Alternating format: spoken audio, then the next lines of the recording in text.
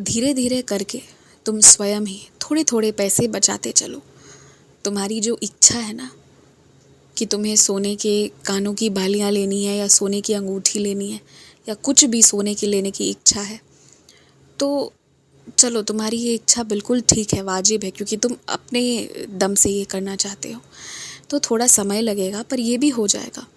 तुम बस इतना ही प्रयत्न करो कि थोड़ा थोड़ा पैसा तुम बचाते चलो, उसके लिए अलग करके रखते चलो। तो जब लेने जाओगे तुम्हें बहुत आसानी पड़ेगी। यही थोड़े थोड़े पैसे जो तुम्हारे बचे रहेंगे ना, यही तुम्हें वो दिलवाएंगे जो तुम्हारी असल में लेने की इच्छा है, ना कि वो जो बाकी सब लेने के लिए तुमसे ज़िद करेंगे। तो ये जो फ़र्क होगा ना, वो तुम्हारे ही बचत के कारण होगा, इसलिए अभी से शुरू कर दो।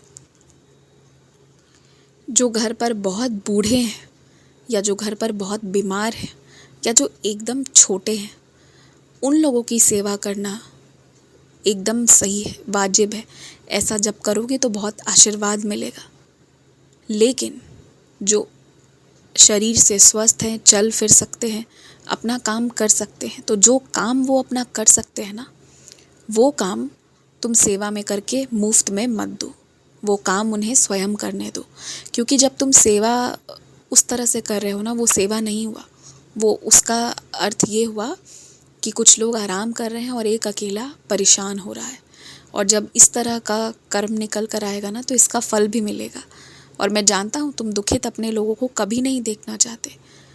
और क्योंकि तुम्हारे माध्यम से ये कर्म जुड़ेगा ना, तो तुम्हें जहाँ से दुख मिलेगा, वहाँ से जब तक तुम्हें सुख नहीं मिल जाता ना, तो जब तक ये हिसाब बराबर नहीं होता, तब तक मोक्ष की प्राप्ति भी कैसे होगी।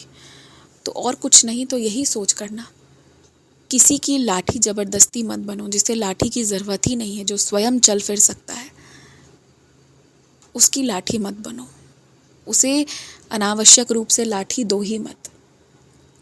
जो अपना काम अपने कर सकते हैं, स्वयं चल फिर सकते हैं, स्वयं अपना खाना परोस सकते हैं, अपना जूठा रख सकते हैं, क्यों उठाना है।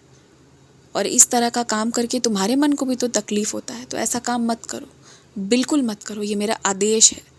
और 2, 4, 5, 10 दिन या महीना भर भी तुम्हें कोसेंगे इस बदलाव के कारण, तुम्हारी इस सोच के कारण, लेकिन फिर उन्हें समझ आएगा कुछ दिनों के बाद कि तुमने इसमें भी उनकी भलाई की है। हर छोटी छोटी चीज़ें भी ना, जहाँ इंसान गलत कर रहा है वहाँ उसका फल सबको भुगतना पड़ता है। इसलिए छोटी से छोटी हो या बड़ी से बड़ी चीज़ हो, हमेशा सही करना चाहिए, क्योंकि कर्मकर्ता को खोज लेता है। मैं ये अच्छे से समझ रहा हूँ कि तुम्हारे मन में अभी कुछ बातें चल रही हैं।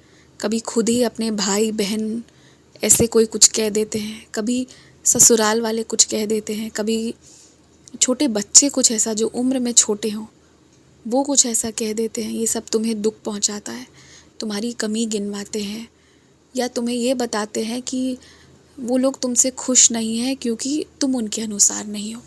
और ये सब बातें तुम्हें चुभ रही हैं, तुम्हें याद आ रही हैं। मेरी एक बात तुम याद रख लो, ये सारे लोग तुम्हारा सम्मान करेंगे, पर ये सम्मान ना तुम्हें स्वयं कमाना होगा। तुम सोचोगे कि एक दिन कुछ ऐसा होगा चमत्कार और ऐसा हो जाएगा, तो नहीं, ये सोच में तुम्हारी गलती है। ये सब तुम्हारा सम्मान करेंगे, पर पता है कब करेंगे? जब तुम्हें बाहरी लोग, अनजान लोग सम्मान करना शुरू करेंगे, तो अपने आप ये बदल जाएंगे और ये सब तुम्हारा सम्मान करेंगे। और बाहरी लोग तुम्हारा सम्मान कब करेंगे तुम्हें पता है ना? जब तुम अपने अंदर जो कला को दबा कर बैठे हुए हो, उस कला से इस संसार को और बेहतर बनाओगे, कुछ अपने तरफ से योगदान दोगे। जब अनजाने लोग आएंगे तुम्हारी कला से, उन्हें राहत मिलेगी, खुशी मिलेगी, शांति मिलेगी, अच्छा लगेगा और वो प्रशंसा करके जाएंगे ना, तब तुम्हारे घर वाले भी तुम्हारा सम्मान करेंगे। और तुम एक बात जान लो, ऐसा नहीं है कि तुम लाचार हो इसलिए तुम्हारे साथ हो रहा है। घर में आपस में भी ऐसा होता है। सम्मान ऐसी चीज़ है ना जो कमाना पड़ता है, और उसमें ये फ़र्क नहीं देखा जाता कि कोई औरत है या मर्द है, कोई स्त्री है या कोई पुरुष है। नहीं, ये नहीं देखा जाता। सम्मान कमाने के लिए सबको मेहनत करना पड़ता है। प्रेम मिल जाएगा परिवार से, प्रेम सब दे देंगे, परवाह भी सब कर देंगे, पर एक जो सम्मान वाली बात है ना, उसके लिए मेहनत तो करना पड़ता है, तभी वो कमाई होती है।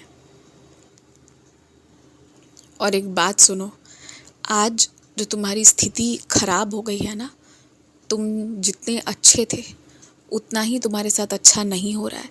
हर जगह तुम्हें कम में मानना पड़ रहा है, कम में संतोष करना पड़ रहा है। तुम्हारे अंदर जितनी अच्छाई थी, जितनी ऊंचाइयों तक पहुंच सकते थे, वहाँ से बहुत ज़्यादा जो तुम नीचे गिरे हो ना, ये तुम यूं ही नहीं गिरे हो, मैंने गिराया है तुम्हें। अजीब लग रहा है सुनकर, पर सच यही है। याद करो, तुम्हारे ही कुछ बेहद करीबी रिश्तेदार बहुत ईर्ष्या करते थे तुमसे, बहुत ज़्यादा, हद से ज़्यादा। उनकी शक्ति का अब कोई असर ना पड़े जीवन में तुम्हारे, और थोड़ा उनके कलेजे को ठंडक पहुँचे, थोड़ा वो भी राहत में जिए, इसलिए तुम इस स्थिति में हो। और याद रखना, ये कुछ पल की स्थिति है। 1 साल, बस 1 साल, 1 साल में सब बदल जाएगा। वो बस एक बार जो लोग तुम्हें आजीवन गिरा हुआ देखना चाहते थे ना, बस थोड़े दिनों के लिए तुम्हें तकलीफ़ में देखकर उन्हें जो अच्छा लग रहा है ना, इसके बाद वो तुम्हें भूल जाएंगे, तुम्हें बद्दुआ देना बंद कर देंगे। और मेरी इच्छा ही यही है कि वो भूल जाएं, तुम्हें बुरा ना बोले, तुम्हें कोसे नहीं, तुम्हारे लिए गलत बातें ना करें। और उसके बाद देखना, इन 1 सालों में ना, जो तुम नीचे भी गिरे हो, ये सिर्फ उनके कारण नहीं। उन्हें तो चलो कुछ वक्त के लिए अच्छा लगा क्योंकि उनकी अभी सद्बुद्धि उन्हें मिली नहीं है, लेकिन ये तुम्हारे लिए भी ज़रूरी था।